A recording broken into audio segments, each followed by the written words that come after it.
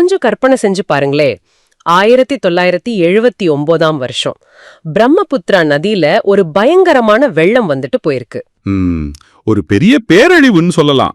ஆமா, வெள்ளம் வடிஞ்ச பிறகு நதியோட நடுவுல இருக்கிற ஒரு மணல் தீவுல ஆயிரக்கணக்கான பாம்புகள் செத்து கிடக்கு. ஒரு மரம் கூட அந்த தீவுல கிடையாது. அதாவது நிழல் கூட இல்லாத ஒரு சுடுமணல் இல்லையா? அதேதான். கொளுத்துற வெயில்ல அந்த பாம்புகள் துடிதுடுத்து இறந்து போயிருக்கு. அந்த மரணக்காட்டை பார்த்து 10 வயசுல இருக்கிற ஒரு இளைஞன் ஒரு முடிவெடுக்கிறான். இனி இந்த மணல் தீவை ஒரு மாபெரும் காடா மாத்த போறேன்னு ஒரு சபதம் எடுக்கிறார். கரெக்ட். எந்த ஒரு நவீன தொழில்நுட்பமும் இல்லாம 30 வருஷம் தனி ஆளா நின்னு நியூயார்க் சென்ட்ரல் பார்க்கை விட பெரிய ஒரு காட்டையே அவர் உருவாக்குனார்னா அது எப்படி சாத்தியம்? அதுதான் இயற்கைய அவர் எவ்வளோ ஆழமா புரிஞ்சு வச்சிருந்தார் அப்படிங்கிறதுக்கான ஒரு சான்று. ஒரு தரிசு நிலத்தை ஒரு முழுமையான சுற்றுச்சூழல் அமைப்பா, அதாவது ஒரு ஈகோசிஸ்டமா எப்படி மாத்த முடியும்னு நாம கத்துக்க வேண்டிய பாடம் அது. கண்டிப்பா. தேர்விற்கு தயாராகிற உங்களுக்கான இன்றைய ஆழமான அலசலோட நோக்கமும் அதுதான். அசாம் மாநிலத்தைச் சேர்ந்த ஜாதபேயங் அப்படிங்கிறவரோட பயணத்தை வரிக்கு வரி எந்த சிறு தகவலையும் விடாம நாம அலச போறோம். ஆமா, 9ஆம் வருஷத்து வெள்ளத்திலிருந்தே ஆரம்பிக்கலாம். சரி, அசாம் மாநிலம் ஜோர்விராட் மாவட்டத்தைச் சேர்ந்தவர் இந்த ஜாதவ் பேயங். அந்த பெருவெள்ளத்துல அடித்து வரப்பட்ட பாம்புகள் தான் அவர் வாழ்க்கையே மாத்துச்சு. ஆனா எனக்கு ஒரு சந்தேகம். சொல்லுங்க. வெள்ளத்துல நிறைய விலங்குகள் அடித்து வரப்பட்டிருக்கலாம், ஆனா பாம்புகளோட மரணம் மட்டும் ஏன் அவரை அவ்வளவு தீவிரமா பாதிச்சுது? அது ஒரு ரொம்ப முக்கியமான கேள்வி. பாத்தீங்கன்னா பாம்புகள் குளிர் ரத்த பிராணிகள், அதாவது கோல்ட் பிளட்டட் அனிமல்ஸ். ஓ, மனிதர்கள் மாதிரி அவையால உடல் வெப்பநிலைய சீராக வச்சுக்க முடியாது இல்லையா? சரியா சொன்னீங்க. அந்த மணல் தீவு எந்த தாவரமும் இல்லாத ஒரு பாலைவனம் மாதிரி இருந்தது. நிழல் இல்லாததால அந்த மணலோட வெப்பம் தாங்க முடியாம தான் பாம்புகள் கொத்து கொத்தா இருந்துச்சு. அப்போ மரங்கள் இல்லாததால தான் பாம்புகள் இறந்துச்சு. நாளைக்கு உலகத்துல மரங்களே இல்லைன்னா மனிதனுக்கும் இதே நிலைமை தான் அவர் அப்பவே யோசிச்சிருக்கார். ஆமா, புவி வெப்பமடைதல் அப்படிங்கிற அபாயத்தை அவர் அன்னைக்கே உணர்ந்துட்டாரு. ஆனா உடனே போய் அவர் மரங்களை நட்டுடல. அப்புறம் என்ன பண்ணாரு? ஊர் பெரியவங்க கிட்ட போய் இந்த தீவுல நாம மரம் வளர்க்கலான்னு கேட்டிருக்கார். அவங்க அதெல்லாம் சாத்தியமே இல்ல, உன் வேலையை போய் பாருன்னு சொல்லிட்டாங்க. அடப்பாவமே, வனத்துறையினர்கிட்டயும் கேட்டாருன்னு படிச்சேன். ஆமா, அவங்களும் அந்த மணல் தீவுல மூங்கில் மட்டுமே வளரும், வேற எதுவும் வளராதுன்னு சொல்லிட்டாங்க. இதுதான் எனக்கு ரொம்ப ஆச்சரியமா இருக்கு. சமூகமும் வேண்டாங்குது, அரசாங்க அதிகாரிகளும் முடியாதுன்றாங்க. சாதாரண ஆளா இருந்தா சரி நமக்கே வம்புன்னு அப்படியே விலகி போயிருப்போம். ஆனா அவர் அப்படி பண்ணல. அந்த நிராகரிப்ப ஒரு வாய்ப்பா மாத்திக்கிட்டார். மூங்கில் மட்டும்தான் வளரும்னு சொன்னத அவர் தடையா நினைக்காம அப்போ மூங்கில நடுவோன்னு ஒரு மாஸ்டர் பிளான் போட்டார். அதேதான், மணல் தீவோட தன்மையை குறை சொல்லாம கையில இருக்கிறத வச்சு முதலடியே எடுத்து வச்சார். ஆரம்பத்துல மூங்கில்களை நட்டார். சூப்பர். அந்த காலகட்டத்துல தான் அரசாங்கம் அங்க ஒரு திட்டத்தை கொண்டு வராங்க. அதோட பெயர் சமூக காடுகள் வளர்ப்பு திட்டம். கரெக்ட். இந்த திட்டம் ஒரு 3 வருஷ திட்டம். இந்த திட்டத்துல தன்னை இணைத்துக்கிட்டு நிறைய மரக்கன்றுகளை நட்டார். ஆனா 3 வருஷம் முடிஞ்ச உடனே எல்லாரும் திரும்பி போயிட்டாங்க இல்லையா? ஆமா, எல்லாரும் போயிட்டாங்க. ஆனா ஜாதுபேங் மட்டும் அந்த மரங்களை பாதுகாக்க அங்கேயே தங்கிட்டாரு. என்ன ஒரு அர்ப்பணிப்பு! ஆனா மணல் பரப்புல சாதாரண மரங்கள் வளர்றது ரொம்ப கஷ்டமே. அந்த சவாலை அவர் எப்படி சமாளிச்சார்? அது ஒரு அருமையான அறிவியல் நுட்பம். அசாம் வேளாண்மை பல்கலைக்கழக பேராசிரியர் ஒருத்தர் இருந்தாரு. அவர் பேரு ஜாதுநாத். ஓ, அவர்கிட்ட ஆலோசனை கேட்டாரா? ஆமா, அவர் எந்த ஒரு ரசாயன உரத்தையும் சொல்லல. மணலோட தன்மையை மாத்த மண்புழுக்களையும் சிவப்பு கட்டெரும்புகளையும் அந்த தீவுல விட சொன்னாராம். சிவப்பு கட்டெரும்புகளா? நினைச்சாலே கடிக்குமே. இது எப்படி ஒர்க் ஆச்சு? இது ஒரு பயங்கரமான பயோஹேக். மண்புழுக்களும் எறும்புகளும் மண்ணுக்குள்ள ஊர்ந்து போகும்போது அந்த நிலத்துல ஒரு காற்றோட்டம், அதாவது ஏரேஷன் கிடைக்கும். ஓஹோ, கடினமான மணலை மாத்தி சத்துக்களை தங்க வைக்கிற வேலைய இந்த சின்ன உயிரினங்கள் பண்ணுதா? அதேதான். கட்டெரும்புகள் கடிக்குன்னு தெரிஞ்சும் அதை பொறுத்துக்கிட்டு கொண்டு வந்து விட்டார். கொஞ்ச நாள்ல மண்ணோட தன்மை மாறி பச்சை பசும்புற்கள் முளைக்க ஆரம்பிச்சது. வாவ்!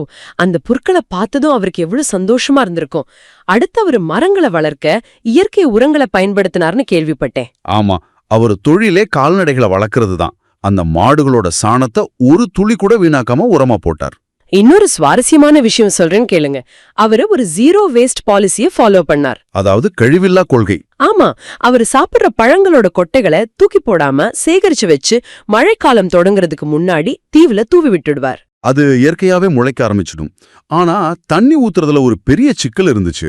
ஆத்துக்கு பக்கத்துல இருக்கிற செடிகளுக்கு தண்ணி ஊத்திடலாம். தூரமா இருக்கிற செடிகளுக்கு என்ன பண்ணாரு? மணல்ல தண்ணி ஊத்துனா உடனே உறிஞ்சிருமே. அதுக்கு தான் அவர் ஒரு பழங்கால சொட்டு நீர் பாசன முறைய உருவாக்குனார். செடிய சுத்தி மூங்கில் குச்சிகளை நட்டு அதுக்கு மேல ஒரு பானைய வச்சார். ஓ, அந்த பானையில சின்ன ஓட்ட போட்டு தண்ணி சொட்டு சொட்டா விழும்படி செஞ்சாரா? ஆமா, ஒரு முறை பானையில தண்ணி நிரப்பினால் 1 வாரம் வரைக்கும் அந்த செடிக்கு தண்ணி கிடைக்கும். ஒரு இன்ஜினியரிங் படிக்காதவர் எவ்ளோ பெரிய விஷயத்த ரொம்ப சிம்பிளா பண்ணிருக்கார் பாருங்க. இதனால மரங்களும் செழிப்பா வளர்ந்து ஒரு காடு உருவாக ஆரம்பிச்சது. ஆமா, ஆனா மரங்கள் மட்டும் இருந்தா அது காடாகிடாது. விலங்குகளும் வரணும் இல்லையா? கரெக்ட். மரங்கள் வளர்ந்து பழங்கள் வந்ததும் அதை தேடி முதல்ல பறவைகள் வந்துச்சு. அந்த பறவைகளோட எச்சம் மூலமா தீவு முழுக்க விதைகள் பரவ ஆரம்பிச்சது. பறவைகளுக்கு பிறகு முயல், மான், காட்டு மாடுகள்னு எல்லாம் வர ஆரம்பிச்சது. ஆனா ஒரு நாள் ஒரு யானை கூட்டமே அந்த காட்டுக்குள் வந்துடுச்சு. ஆமா, அந்த யானைகள் அவர் கட்டியிருந்த மூங்கில் வீட்டை அடித்து நொறுக்கிடுச்சு. வீடு உடைஞ்சா யாராவது சந்தோஷப்படுவாங்களா? ஆனா அவர் ஆனந்த கண்ணீர் வடித்தார்னு படிக்கும்போது ரொம்ப ஆச்சரியமா இருந்துச்சு. அதுக்கு ஒரு முக்கியமான காரணம் இருக்கு. யானைகள் தங்கும் காடுதான் வளமான காடுன்னு ஊர் பெரியவங்க சொன்னது அவருக்கு ஞாபகம் வந்துச்சு. ஓ, யானைகள் ஒரு இண்டிகேட்டர் ஸ்பீஷீஸ். யானைகளுக்கு நிறைய உணவும் தண்ணீரும் தேவை. அதுங்க வந்து தங்குதுன்னா அந்த காடு முழுமையடைஞ்சிடுச்சுன்னு அர்த்தம். அப்படிதானே? அதேதான். தன் வீட்டை விட அந்த காடு ஒரு முழுமையான ஈகோசிஸ்டமா மாறினதுதான் அவருக்கு பெரிய பரிசா தெரிஞ்சது. இதுக்கெல்லாம் உச்சகட்டமா அந்த காட்டுக்கு புலிகளும் வந்துடுச்சாம். புலிகள் வந்த பிறகுதான் காட்டின் உணவுச் சங்கிலி முழுமையடைஞ்சதுன்னு சொல்றாங்க. ஆமா, உணவுச் சங்கிலி, அதாவது ஃபுட் செயின். தாவர உண்ணிகள் அதிகமாச்சுன்னா காட்டை அழிச்சிடும். அதை கட்டுப்படுத்த புலிகள் மாதிரி மாமிச உண்ணிகள் அவசியம். இயற்கையோட பேலன்ஸ் அதுதான். ஆனா இவ்ளோ பெரிய காட்டை உருவாக்கியிருக்கார். இது எப்படி வெளி உலகத்துக்கு தெரிஞ்சது? ஜிட்டு கலீதா அப்படிங்கிற ஒரு வனவிலங்கு ஆர்வலர் மூலமா தான் முதல்ல வெளியே தெரிஞ்சது. ஆமா, அவர் வந்து பார்த்து ரொம்ப வியந்து போனார். அதுக்கப்புறம் வனக்காவலர்கள் வந்த கதை இன்னும் சுவாரஸ்யமானது. யானைகளை விரட்டிக்கிட்டு வந்த வனக்காவலர்கள் தீவுக்குள்ள நுழைஞ்சப்போ அதிர்ச்சி ஆயிட்டாங்க. ஏடா அவங்க கையில இருக்கிற அரசாங்க வரைபடத்துல, அதாவது மேப்ல அந்த காடே கிடையாது.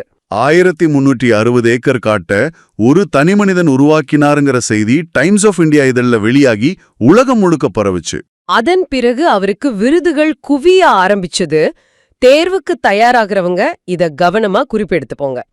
2012ஆம் ஆண்டு ஜவஹர்லால் நேரு பல்கலைக்கழகம் அவருக்கு என்ன பட்டம் கொடுத்தாங்க? இந்திய வனமகன், அதாவது ஃபாரஸ்ட் மேன் ஆஃப் இந்தியா அப்படிங்கிற பட்டத்தை கொடுத்தாங்க. அதன் பிறகு 2015ஆம் ஆண்டு இந்திய அரசு அவருக்கு பத்மஸ்ரீ விருது வழங்கிச்சு. கவுஹாத்தி பல்கலைக்கழகம் மதிப்புறு முனைவர் பட்டமும் கொடுத்தாங்க. இவ்வளவு விருதுகள் கிடைச்சும் அவர் சும்மா இருக்கல. அடுத்த 30 வருஷத்துல தன் மனைவி மற்றும் குழந்தைகள் உதவியோட இன்னொரு காட்டை உருவாக்குறது தான் அவரோட அடுத்த திட்டம். வாவ்! அவரை நாம பாராட்ட நினைச்சா அவர் கேக்குற ஒரே விஷயம், ஆளுக்கு 2 மரக்கன்றுகளை நடுங்க அப்படிங்கறது மட்டும்தான். எந்த எதிர்பார்ப்பும் இல்லாத ஒரு மாபெரும் மனிதர். நிச்சயமா. சரி, இப்போ இந்த பாடத்தோட அத்தனை தகவல்களையும் அலசிட்டோம். அடுத்து ஒரு சூப்பரான பகுதிக்கு போக போறோம். ஆமா, தேர்வுக்கு தயாராகிறவங்களுக்கு ஈஸியா மனசுல பதியிற மாதிரி ஒரு துரித கேள்வி பதில் பகுதியா ஆரம்பிக்கலாம். Rapid fire round. நாங்க மாத்தி மாத்தி 40 கேள்விகளை கேட்போம். நீங்க கேட்டுக்கிட்டே மனசுக்குள்ள பதில சொல்லி செக் பண்ணிக்கோங்க. நான் முதல் கேள்வியை கேக்குறேன். ஆரம்பிக்கலாம். தனி மனிதராக காட்டை உருவாக்கியவர் யார்? ஜாதவ் பைங். அவர் எந்த மாநிலத்தை சேர்ந்தவர்? அஸ்ஸாம். எந்த மாவட்டம்? ஜோர்விராட். எந்த ஆற்றின் நடுவில் அவர் காட்டை உருவாக்கினார்? பிரம்மபுத்ரா. தீவில் எந்த மரம் மட்டுமே வளரும் என்றார்கள்? மூங்கில். பிரம்மபுத்திராவில் பெருவெள்ளம் ஏற்பட்ட ஆண்டு என்ன? 1979. வெள்ளத்தில் அடித்து வரப்பட்டு இறந்தவை எவை? பாம்புகள். பாம்புகள் எதனால் இறந்தன? வெப்பம் தாங்காமல். சரி, முதலில் அவர் எந்த மரங்களை நட்டார்? மூங்கில் மரங்களை நட்டார். அரசு செயல்படுத்திய திட்டம் எது? சமூக காடுகள் வளர்ப்பு திட்டம். இத்திட்டம் எத்தனை ஆண்டுகள் நடைபெற்றது? 3 ஆண்டுகள். அசாம் வேளாண்மை பல்கலைக்கழக பேராசிரியர் யார்? ஜாதுநாத். மண்ணின் தன்மையை மாற்ற உதவியவை எவை? மண்புழு, சிவப்பு கட்டெரும்புகள். ஜாதவ் பையங்கின் தொழில் என்ன? கால்நடைகள் வளர்ப்பது. மரங்களுக்கு அவரிட்ட இயற்கை உரம் எது? சாணம். எவற்றை வீசாமல் விதையாக பயன்படுத்தினார்? பழக்கொட்டைகள். விதைகளை எந்த காலத்திற்கு முன் தூவினார்? மழைக்காலம். செடிகளுக்கு நீர் ஊற்ற எதை பயன்படுத்தினார்? மூங்கில் குச்சி மற்றும் பானை. பானையில் சிறு துளையிட்டு எதை உருவாக்கினார்? சொட்டு நீர் அமைப்பு. ஒருமுறை நீர் நிரப்பினால் எத்தனை நாளுக்கு சிக்கல் இருக்காது? 1 வாரம். மரங்கள் வளர்ந்ததும் முதலில் வந்து தங்கியவை எவை? பறவைகள். விதைகளை பரப்ப உதவியது எது? பறவைகளின் எச்சம். பறவைகளுக்கு பின் வந்த விலங்குகள் எவை? முயல், மான், மாடுகள். எதன் வருகை ஜாதவ் பையங்கின் வாழ்க்கையில் மிகவும் மகிழ்ச்சியான நாள்? யானைகள். ஜாதவ் பையங்கின் வீட்டை அடித்து நொறுக்கியவை எவை? யானைகள். யானைகள் தங்கும் காடு எத்தகைய காடு? ஜாதவ் பையேங் காட்டை பற்றி கேள்விப்பட்டு வந்த வனவிலங்கு ஆர்வலர் யார்? ஜிட்டுகளிடா. யானைகளை விரட்டி வந்தவர்கள் யார்? வனக்காவலர்கள்.